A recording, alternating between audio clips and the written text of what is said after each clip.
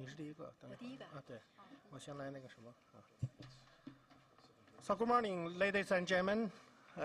Thank you for being with us in the open forum hosted by the Cyberspace Administration today. We're honored to have you all of you.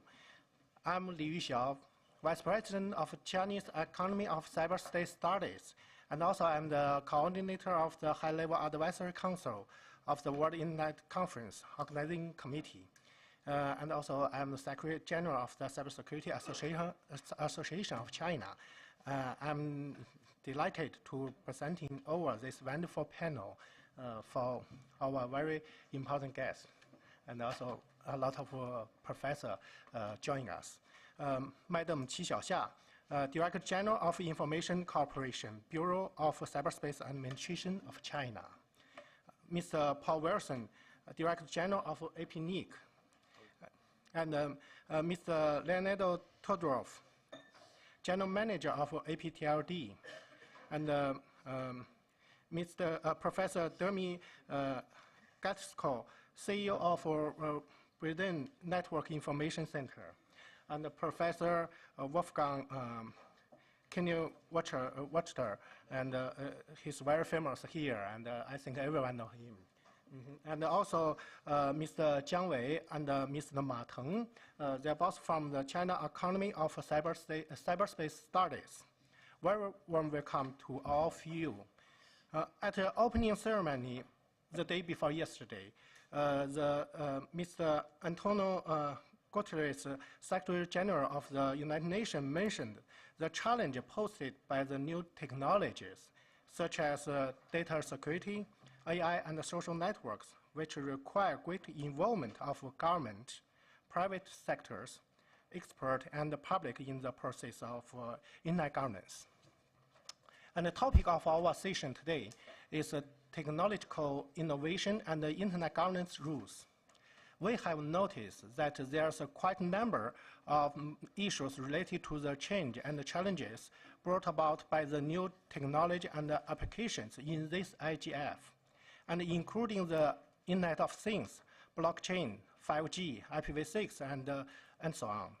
There's not a topic faced by any country or enterprise alone, but the common topic of technology, standard, policies, rules, and capability building around the world. So I hope this will arouse your attention. At the Wuzhen Summit of the World Internet Conference just concluded last week, we discussed the same extensive and in-depth content and brought together the wisdom of the global elite to form some important achievement. I think today is also an opportunity to discuss and share with you. So before we start, let's take in mind that we have 1 hour for today's session, and we have very important panelists to share their views first, and then about 10 or 20 minutes for the audience to ask questions. First of all, let me give the floor to Madam Qi Xiaoxia. Hi, hello everyone. Good morning. Welcome to our workshop. Over the last week, there have been several very important events about global internet governance, namely the 5th World Internet Conference in Wuzhen, China, and the annual meeting of Global Future Council, WEF, in Dubai, and IGF here in Paris. I'm lucky to be a part of each and every of the above-mentioned events as an organizer, a council member, and now a panelist.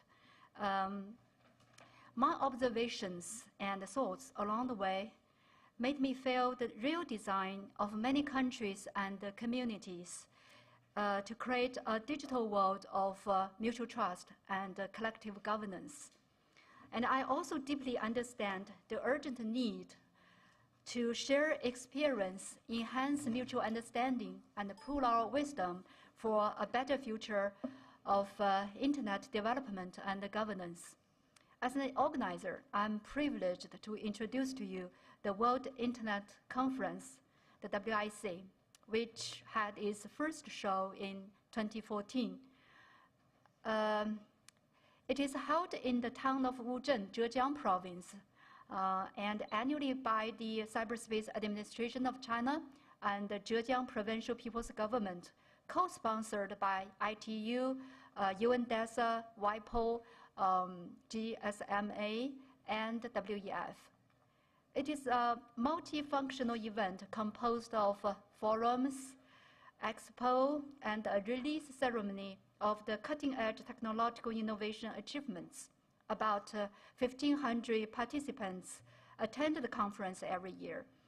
And among them, government officials, scholars, business leaders, and representatives, business people from around the world.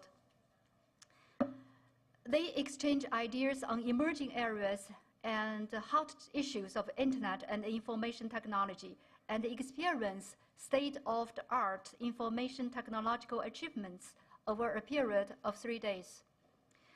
Now let me show you a short video about the WIC to let you have a real feel about the conference and the town Wuzhen, a very beautiful town.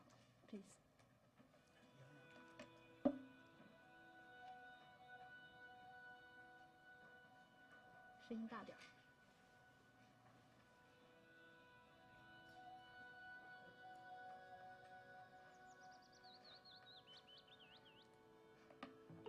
What you concern, expect, and need to know. What is traditional or modern, cultural or technological, what is beautiful or of the future, are all here.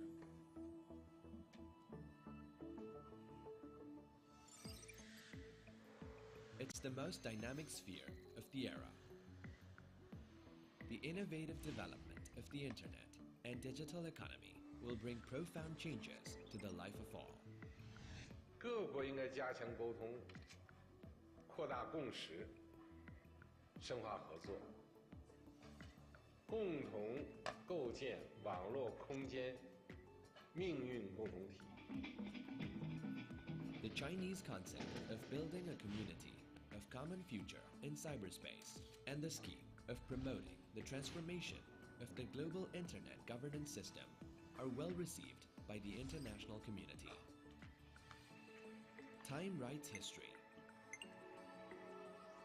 In the past 5 years, WIC tied up technological development, social progresses, and human destination. We're in a situation right now. Here you may be inspired for hearing the internet hot issues from all around the globe. You may be surprised for seeing the up-to-date technological achievements.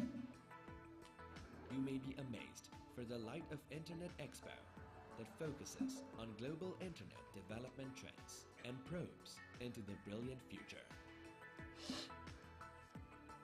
Science and technology create future, and innovation changes the world.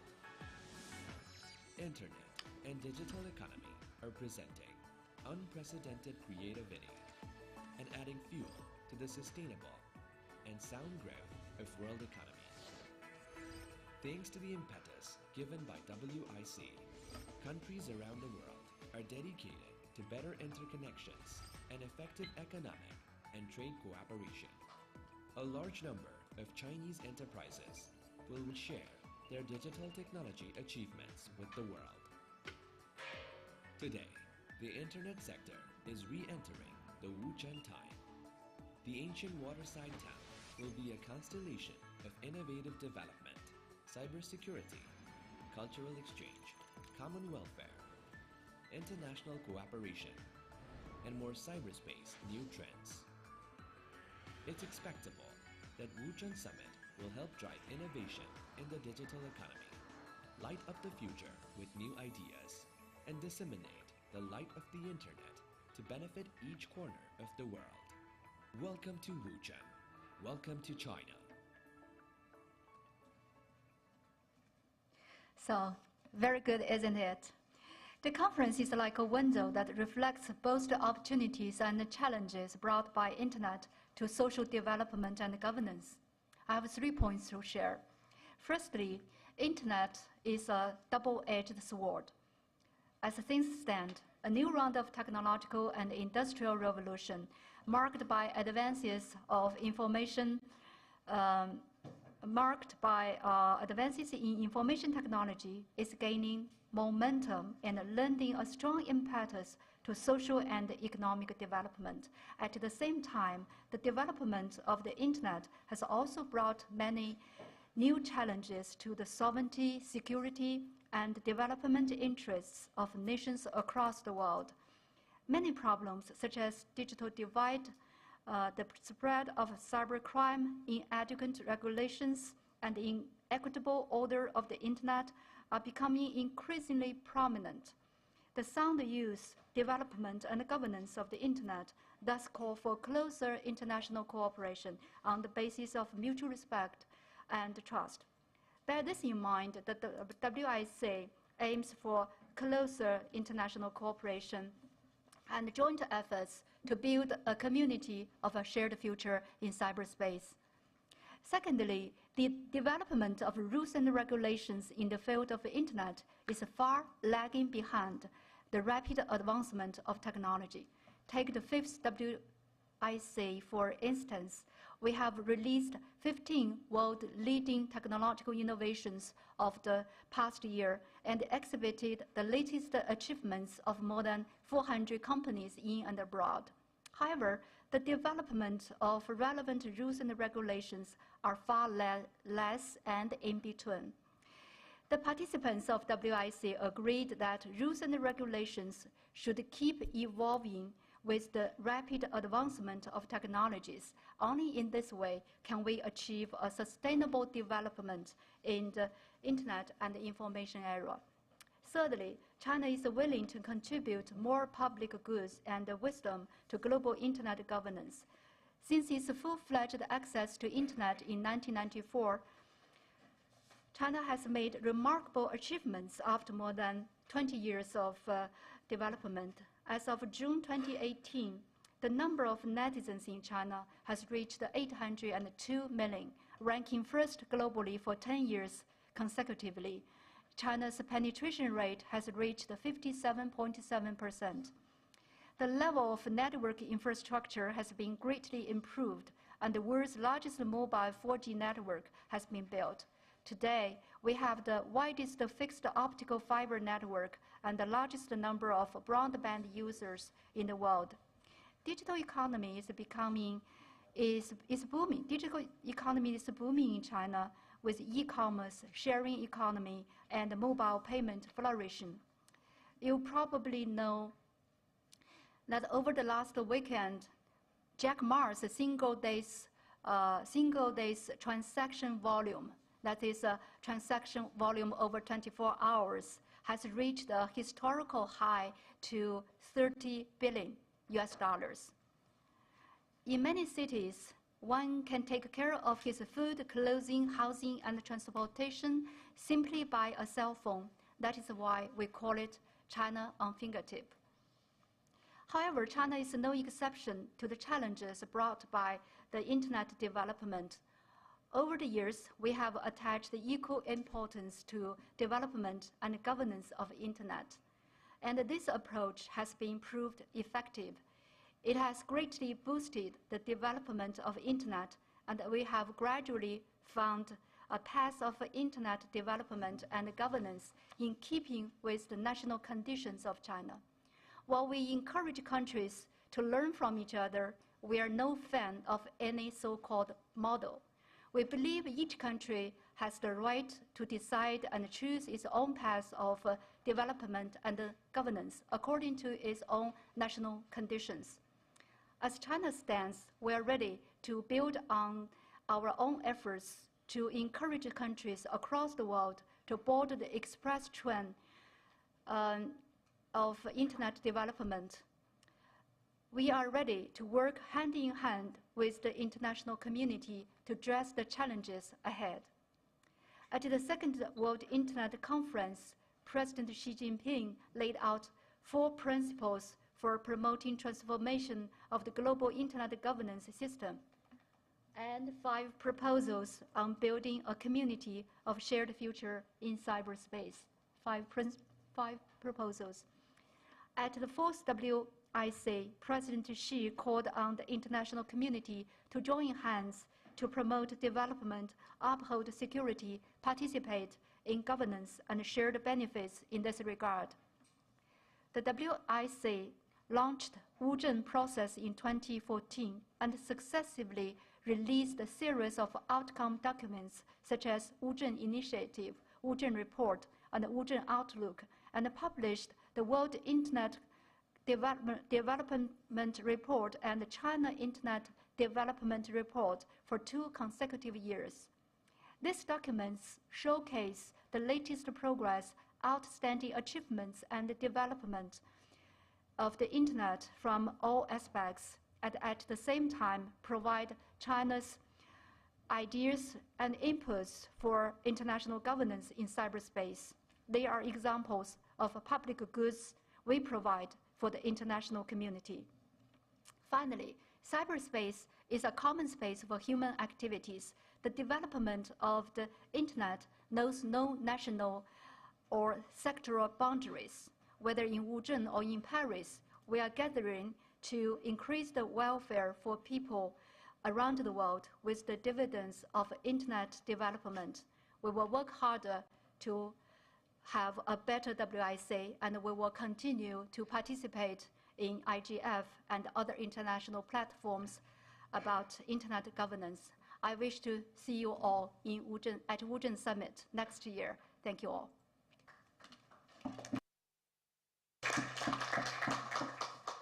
Thank you, Madam Qi.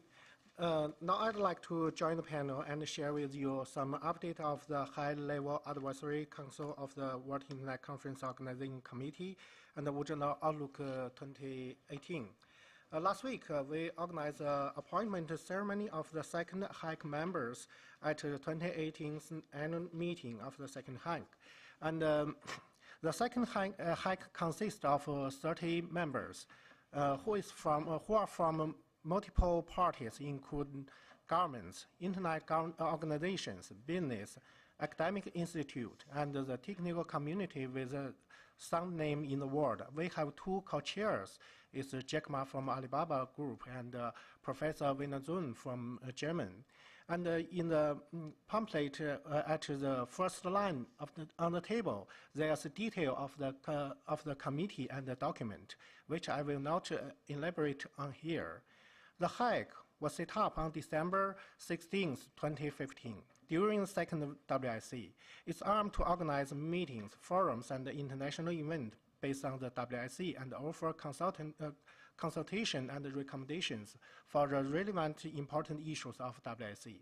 In addition, it serves to discuss major cyberspace issues of global concern and provide suggestions and advice to the international community.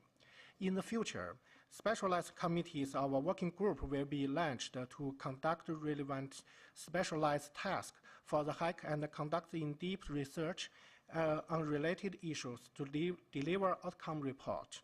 At this year's annual meeting, HIC member approved the Wuzhen Outlook 2018 after discussion. Just now, Madam Qi also introduced about it. On the basis of the Wuzhen Initiative and the Wuzhen Report on the Internet Development 2016 and the Wuzhen Outlook 2017, Wuzhen Outlook 2018 reveals the latest development of 5 key aspects, include global Internet penetration and the digital divide, cyberculture, digital economy, cybersecurity, and the global cyberspace internet governance. Here, I will like to give you a brief introduce, but I think the time's reason, I just want to show you about the Wuzhen Outlook's proposal that by the end, we propose the whole international community collaborative governance efforts to build a digital world based on mutual trust and the splendid future of human civilization. So above are the main points of Wuzhen Outlook 2018. If you have any idea, I think that since this time, when we present the IGF, we know that everyone think about how about the internet governance future. And also for our outcome documents, if you have any advice or ideas on the HAC and the WIC's organizing committee, our output document, please feel free to contact us, and our team will have discuss about this detail in the future. And now I will give the floor to Ms. Paul Wilson. Okay, thank you. Thank you very much, Li Yuxiao. It's a great pleasure to be here. I'm one of those who came to Paris direct from the World Internet Conference last week in Wuzhen. That was my third time at the WIC in 5 years of the event, and I've seen a pretty incredible evolution of the event as a true showcase for the internet in China. I mean, first, the sheer size of the Chinese internet is something to be understood. With 800 million users, it's nearly a third of all of the internet users in the world. Stats like $30 billion of online transactions in a 24-hour period on a single online transaction service is pretty inconceivable as well, and that's something that attending WIC does help us to actually internalize some of those figures. My first visit to China actually with APNIC was about 20 years ago, and back then China had less than 1/8 of IPv4, less IP address space than several US universities. I was pretty amazed then to hear about 1 million GSM subscribers joining the GSM network every month. But in the 20 years since then, China's has received over 30/8s, second largest amount of IPv4 address space in the world after the US.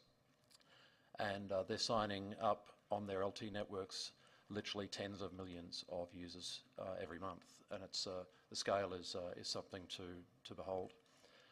The WIC, secondly, is a quite incredible and unique event. It's held in a space, a significant conference centre which was built specifically for the event, the International Internet Convention Centre of Wuzhen, and it's held in a UNESCO heritage village of extreme beauty of some thousands of years history.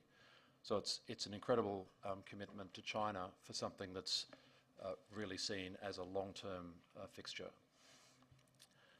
And third, I really truly do believe that in 5 iterations of WIC, I've seen a genuine commitment of China to engage in an international dialogue here, and I think that is only growing. But I do think that even after 5 years, WIC, the Wuzhen Summit, sort of shows that we're still in the early stages of a long discussion that does go to the heart of what the internet is, or what it should be or could be, and that's about openness. I think we're in the early stages because I think the actual dialogue is still not happening optimally. I think that's because there are many issues that are not commonly understood properly on that spectrum, which President Macron described in quite extreme terms the other day as a choice between a Chinese cyberspace and a Californian cyberspace, because that's way too simplistic. There are many thousands of internet connected networks in the world, and those cherished qualities of the internet of openness and neutrality occur very unevenly across all of those networks. Those qualities of openness and neutrality are actually ideals. They can be compromised and diluted at almost any level. They're not just settings which we just turn on and off at our choice. So things are much more complicated. On that spectrum, there are many choices to be made, and I really think, as I say, that we're at an early stage. I've just come from the main technical session here, actually, which explored internet openness, blocking, and interventions, and I think it also shows how much complexity and nuance there is in that field and how things are quickly changing. So the point is, I think that a recognised, trusted and fully supported space for proper dialogue is still to be found, where we can really engage openly, listen and be listened to. Of course, we're here in the IGF, and I think the IGF is one of the most important spaces, if not the most important, and if not a perfect one, So I was very happy to see this workshop being proposed and being approved here, because I think it's another sign of China's willingness to engage. I'd love to see a closer connection between the WIC and the IGF, perhaps a joint event in one of these years. But we're just at a starting point, and there's a lot more to be done, I think, before we can get through this particular discussion. Thank you. Thank you, Paul. It's very important for trust and dialogue, and also for the internet governance that is a basic for everyone. I think. Thank you very much. And now I want to give the floor to Mr. Leonardo Todorov. Okay. Thank you, Lisa. While trying to think of this topic, which was made the title of this workshop, I just realized that basically it seems to me that we came to some three narratives, I would say three narratives, which dominate the global discussion on internet governance. And all these narratives are, if not in the state of crisis, but then we're in the kind of stalemate situation with them. So one of them is the Western one, I would put it roughly, and it hasn't changed much since year 2005, and you can find it in Wolfgang Kleinwachter's papers.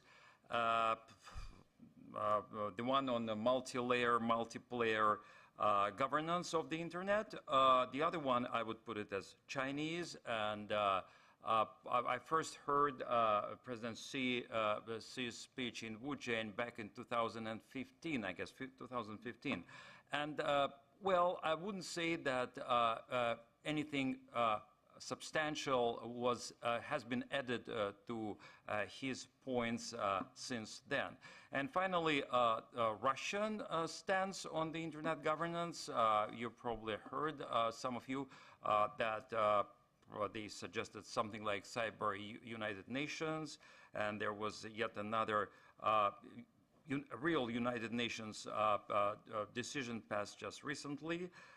So these three do not offer actually any fresh ideas for us today at this very moment. And there are some just minor attempts to fine-tune those messages mostly. But I believe that we live in a world which is slightly different from what it was when those concepts were first voiced. Because, well, first of all, I would say that the environment has changed dramatically, and we can see now that we are no longer living in that global village. Have you noticed that the words globalization and global village are no longer in use even here at IGF, as opposed to those previous times when everybody would just use those buzzwords? And we see that the pendulum actually is going from Clinton's liberal era to social conservatism and etatism these days, whether in Russia or in China or in the United States or even in France. I mean, judging Mr. Macron's speech in that sense. We also can see that the technology is advancing at an amazing speed, I would agree, but we are lagging behind more and more, hopelessly trying to catch up by visualizing and conceptualizing what internet governance, what kind of internet governance should correspond to that rapid boom of these new technologies. And I believe that as far as IGF is concerned and the global governance of and on the internet, it seems to me that we have failed so far to create institutions which would be adequate to these new challenges. And that's, of course, our community's fault, I would say, in many ways, because we were supposed to lead the way in that regard. And also, understandably, we failed to conceptualize and visualize the future pattern of development of this system. And I would very much agree with Secretary General, United Nations Secretary General Guterres, who said that it's got to be this interdisciplinary rather than only multi-stakeholder attempt, because I don't know how many sociologists and philosophers are in this room, because yesterday, no hands raised, yesterday there was a very, very good session on networks and whether the internet governance is relevant as network operators see that. And actually it was Jeff Houston who suggested that, let me just quote him, "The internet is not universally connected anymore," quoted as said literally. The question is whether the old multi-stakeholder tools and techniques remain relevant for internet governance. And internet governance operational practices have changed dramatically recently. That's what he said. I mean, these are practitioners. So I believe that probably in our very much sanitized environment, which is yet another, from my perspective, yet another drawback, because at times we do not have that dialogue, at times we do not have that dialogue, we do not hold that dialogue candidly enough. We respect each other, for sure, but sometimes it just goes over some limits. And I believe that in such an environment blinded by some self-complacence, we effectively are doing our best in nearing that primordial danger of fragmentation of the internet. Because, you know, we are right now in Paris, right? And we are just seeing the celebration of the ending of the First World War. And everybody was so hopeful at that time that there would be no wars after all. But it was, I guess, Field Marshal Foch who, while witnessing the signing of the peace treaty, he noticed that, no, it's not a peace, it's just a truce. And the next war is just within 20 years. And he was absolutely right. So, I mean, self-complacence is probably one of those things which we should get rid of as a community. And of course, we should reach out, keep reaching out very efficiently and very effectively to absolutely different players, be that the World Internet Conference or some other players, trying to hold and promote that very candid and open dialogue for the benefit of all of us as a community. Thank you. Thank you, Leonardo. I think this is also very interesting for us to discuss about the internet governance things, not only based on the technical issue, but also right now we must face a lot of politicians and social activities, our social scientists to join us. But this is needed. We must, when we face a lot of things, it's not only based on the technical problem, but also for the social activities and the behaviors change and the rules change.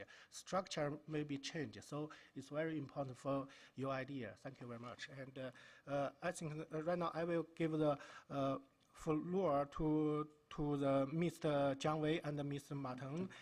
They will give us a brief introduction about the World and China Internet Development Report 2018. Jiang Wei. Honored leaders and guests, ladies and gentlemen, good morning. It's my pleasure to introduce the Blue Book for World Internet Conference. The Blue Book was compiled by the Chinese Academy of Cyber Studies, CECS, and first released at the 4th WIC in 2017. The Blue Book consists of World Internet Development Report and Chinese Internet Development Report. The Blue Book strives to deeply study and analyze the development of the global Internet, summarize the history, analyze the current situation, and look at the future. Summarize the history and reflect the understanding and thinking of the development trend of the Internet in Chinese academia. As you have seen, the Blue Book 2018 was released at the 4th WIC last week. We we brought the overview of the Blue Book 2018 today here today. The Blue Book 2018 presents the listed progress, outstanding, and achievement development trends in the Internet field at home and abroad. In 2018, information infrastructure construction in boosted city to facilitate the global Internet development. The aging technologies play an important role in economic and social development. The thrive digital economy is the core drive force for the economic growth of all countries. There are frequent threats to cyber security, which has aroused more attention of most of our countries. Internet. Finally, we hope to communicate and share each other, provide new ideas for the development of global internet, and contribute to Chinese wisdom and effort to building a community with a shared future in cyberspace. That's all. Thank you for your listening. Thank you. Mr. Martin. Hello, everyone. I want to introduce another blue book, China Internet Development Report 2018. It's a tentative study by Chinese academia in providing a numerical and theoretical reference for the global Internet governments. The blue book focuses on the latest advance and outstanding achievements made in China's Internet development and governance in 2018. With the vivid practice and fresh case, the report put forward the Chinese plan to develop the digital economy and build a community with a shared future in cyberspace. In particular, in China Internet Development Report 2017 released last year, the China Internet Development Index was set up and published for the first time, including 6 indicators. This year, the CIDR has been optimized and improved. The CIDR takes into account the total amount and per capita, qualitative and quantitative, positive and negative factors, and other factors, and carries out a comprehensive assessment of the Internet development in 31 provinces in China. So it's very important for all regions to grasp the development opportunities and make up for the shortcoming of development. It's our sincere hope that the report will provide a new drive for China's Internet development and will be used as a new window for the world to know about China's Internet development. We will continue to follow the latest trends of the world Internet development and keep putting our ideas to help all countries to benefit from the world Internet development. That's all. Thank you. Thank you. Absolutely, I think that everyone knows that these two young people, they are newcomer for our IGF. But I hope you will realize in the recent half year, they put greater attention and greater contribution to draft the Blue Book. And so I hope that we can give the boss, my colleagues, some encouragement. Thank you. And also, I want to say thanks to my colleagues in Hack, Paul and Leonardo, that they have great speech. And now I want to give the floor to Professor Wolfgang. Professor. Thank you very much, and thank you for the opportunity to say some words here. I would just want to continue what Leonid said when he said the world has changed in the last 15 years. When we had the World Summit on the Information Society, internet governance was mainly a technical issue with a political component. Today, internet governance is a political issue with some technical elements in it. So this has fundamentally changed. 15 years ago, we had around 10, 15 issues. Today, we have 200 or 300 issues, and the majority of the issues are not linked primarily to the technical aspects.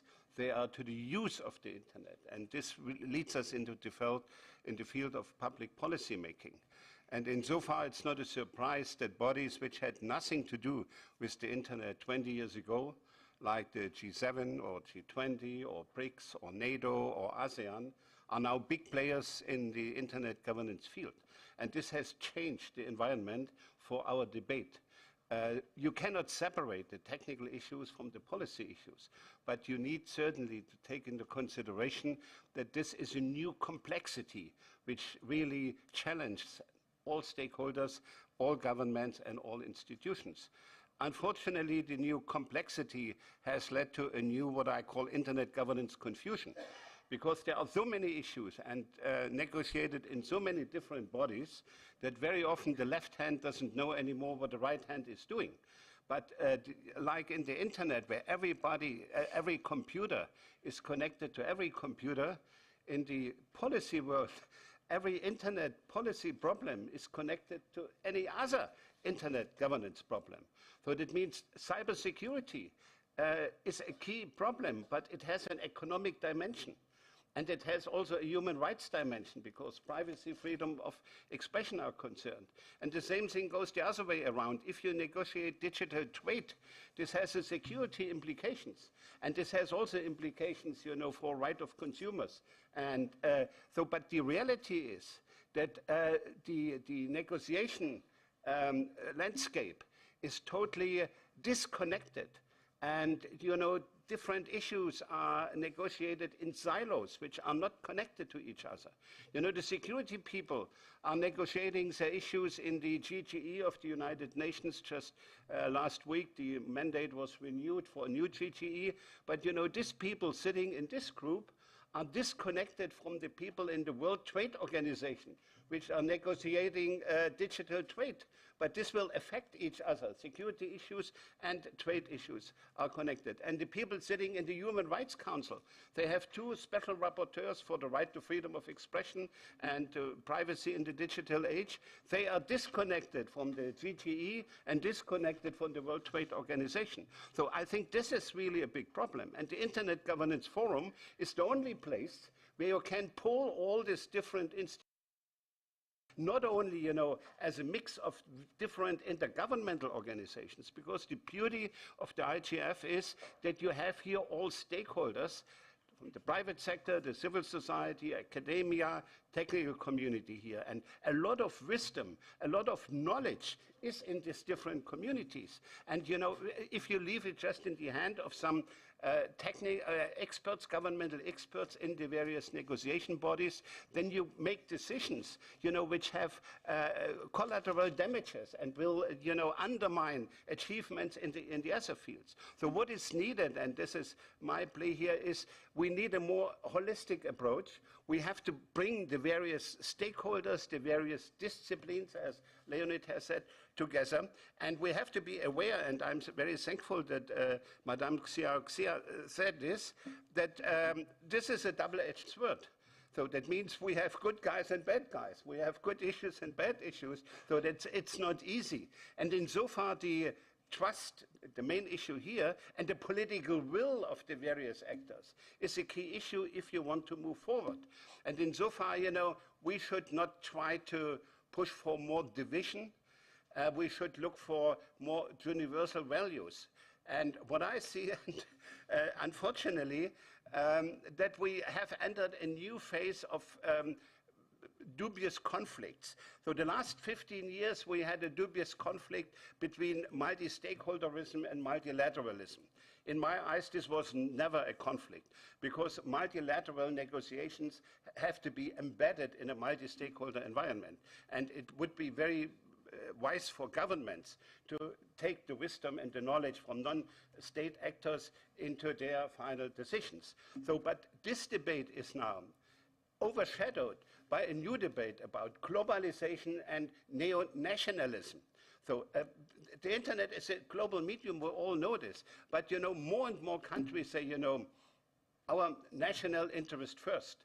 So, and this is very dangerous. This will undermine the global nature of the internet and all the benefits. So the big benefit from the internet is really that it implemented Article 19 of the Human Rights Declaration, which says we can communicate regardless of frontiers. So that means you can reach, with one idea, 4 billion users. If you want to sell something, like Jack Ma does it with Alibaba, you can sell it around the globe. So if this, gets renationalized, this is dangerous for the economy. This will promote new cyber wars. This will undermine human rights. So that means we have to be very careful by taking into account that we have special national interests, and national interest cannot be ignored. But this has to be embedded in a globalized world. So I think this is the challenge of the future. And insofar, I would say the challenge for the next years is make the internet world great again. Thank you. Thank you, Professor.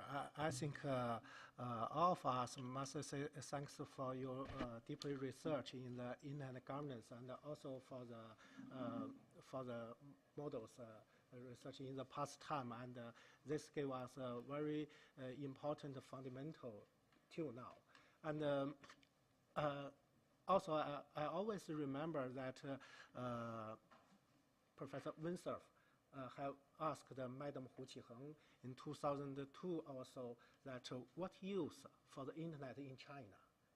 Right now, I think that there's 800 million internet users. That means that every user, they use the internet. It's a big change, not only for China, but also for the world. That the internet change ourselves, changes the world totally. So it's very important for us to face the new application, new behavior, new system, and the new structure.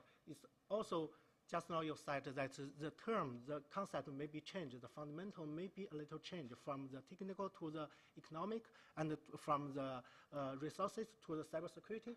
It's very important. We must think it again, and very important. Thank you very much.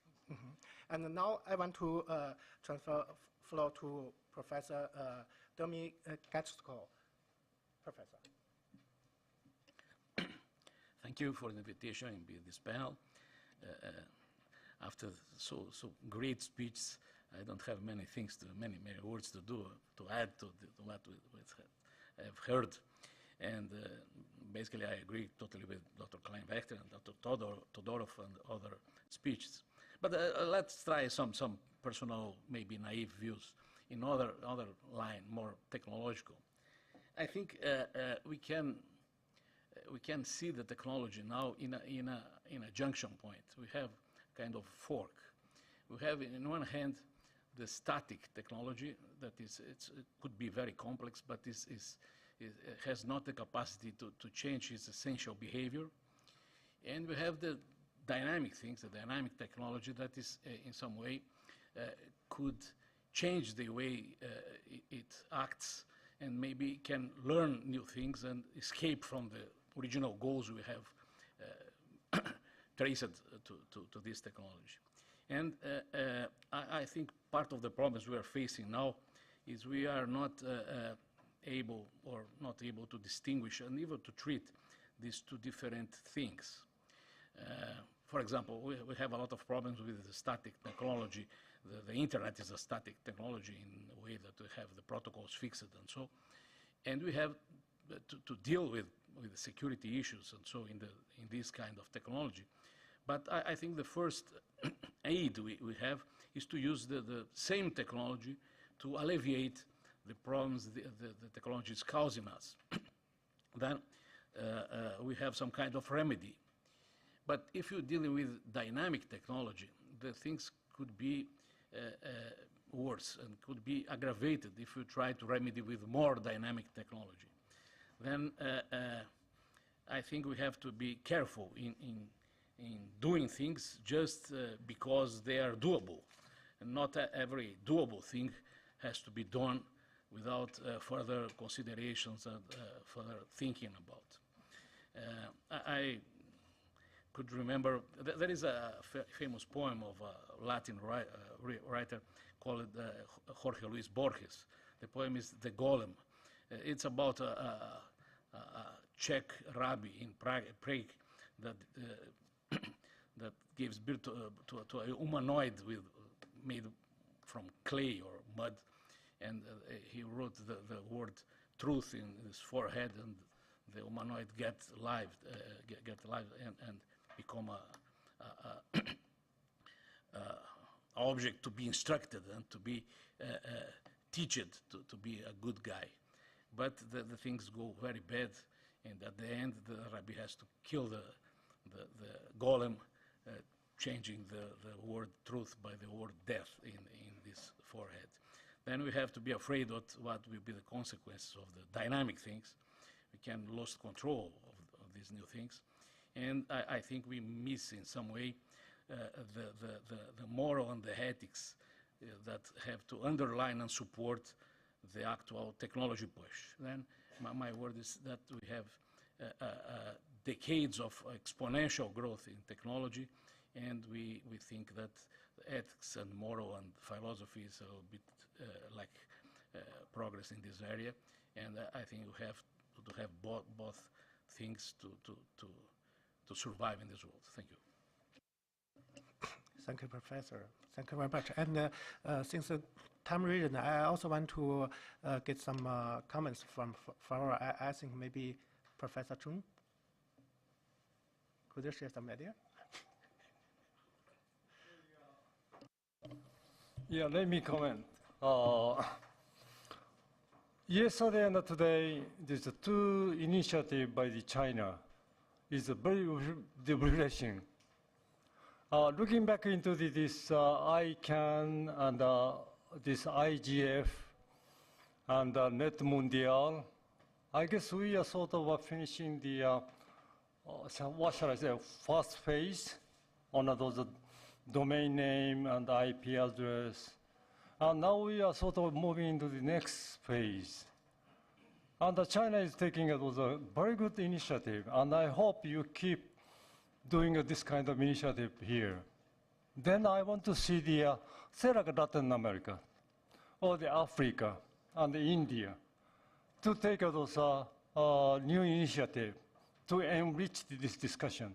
Especially IGF is a place to have a dialogue. And I guess you are really giving a very good new perspective. So we should have more, like from Africa and India and Latin America. Then we can really enrich. Then we can address the emerging challenge. As you said, cybersecurity. It's a big thing. We just don't know how to solve it. And AI, again, it's the same thing. And IoT, yes. And so for the IGF, I hope you can provide a good place for dialogue. And then I guess we can hope we can move to the next phase in a good style. Thank you. Thank you, Professor Chung. And Professor Tao, could you share some comments? Okay. Okay, thank you, Mr. Chair. Actually, I'm Tao from BUPT, Beijing University of Post and Telecommunication. I'm also a mega member. In this IGF, there's so many new technologies are discussed. For example, big data, IoT, artificial intelligence, and 5G. So I want to know there are some guidance from your side about the new technology. This is my question. Thank you. Thank you. All right, thank you, Professor. And yeah, the sixth floor. Well, hello everyone. I'm Alvaro. I'm a law student in Colombia, and I have a question for the panel, and is that the professor referred to the big tension that is between the globalization of internet and now the transformation into more a digital nationalism, we can say. But I think another way to put that debate is in westernization against local content. So my question is, where's the appropriate balance for countries to put their content online and still make a global network? And yeah, that's it.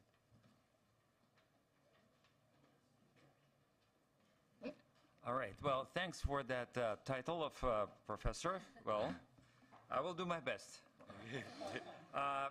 So from my perspective, so far, the internet and the internet governance narrative has been bearing that very clear North American accent, right?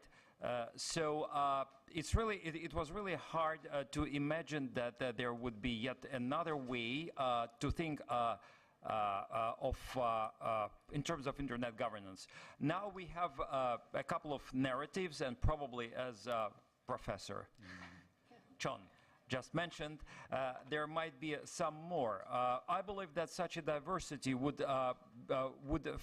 should be factored into that global to be created equilibrium. I mean, it's hard for me even to imagine the shape that equilibrium is going to take.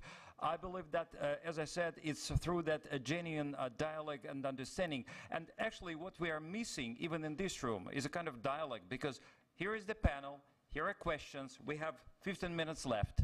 What kind of dialogue can we have for now? So, but this is very important to try to reach across and to better understand each other, because even for me, I have that trouble to discern messages which are contained in the President Xi's speeches, right? I can grasp the concept, but I do not understand those probably technicalities which are behind them, or I don't know if I'm lost in translation or whatever. So it's really hard to establish some common understanding, and that's the basic point. From there we can travel in whatever direction.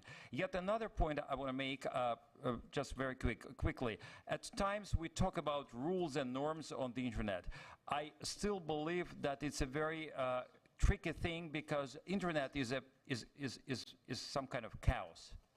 And trying to establish rules and norms on the internet, we should be very cautious, because you cannot actually challenge entropy, the global entropy. You cannot change the universe. You may adjust yourself to that universe, right? Rather than try to change the universe. So we should be extra cautious, as Professor Gechko said, with that dynamic environment. So it's a long way. I have no solution. Maybe you have. I won't leave until then. I don't know. Thank you. Okay, Paul?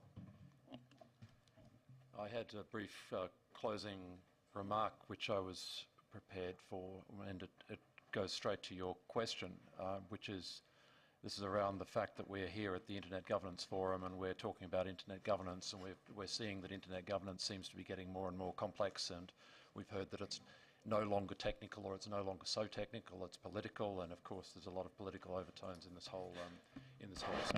But I heard yesterday what I thought was I mean, we all know there's a definition of internet governance that goes back to the WSIS, but I heard another definition of internet governance that I think bears bearing in mind, because it's much simpler and more objective, not to say easier to implement, but I think it gives us some focus. And this comes from the Internet Architecture Board, that defines internet governance as the set of tasks required to make sure that the internet remains voluntary, open, interoperable, and interconnected.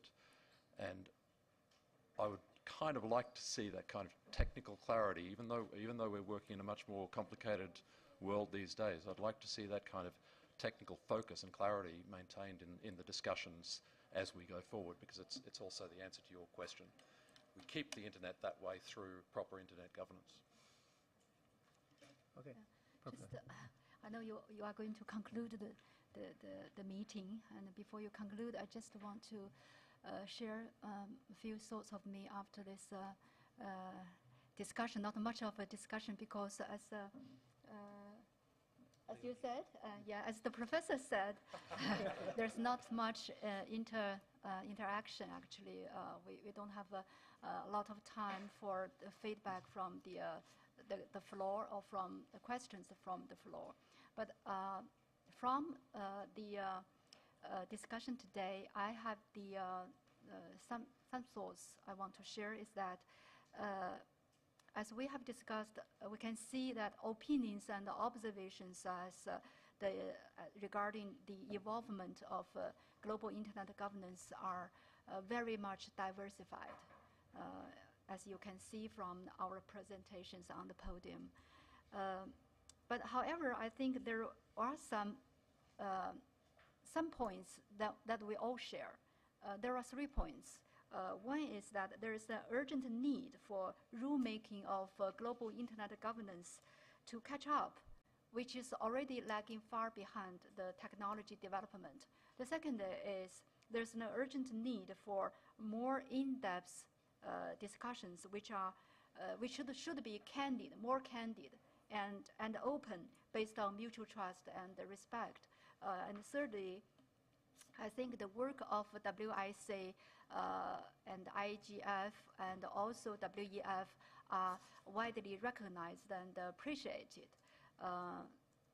However, there are much room to improve, including what the professor has complained, that he got the message of President Xi, but he didn't know much about the meaning actually, of what it implies and what the exact meaning of that.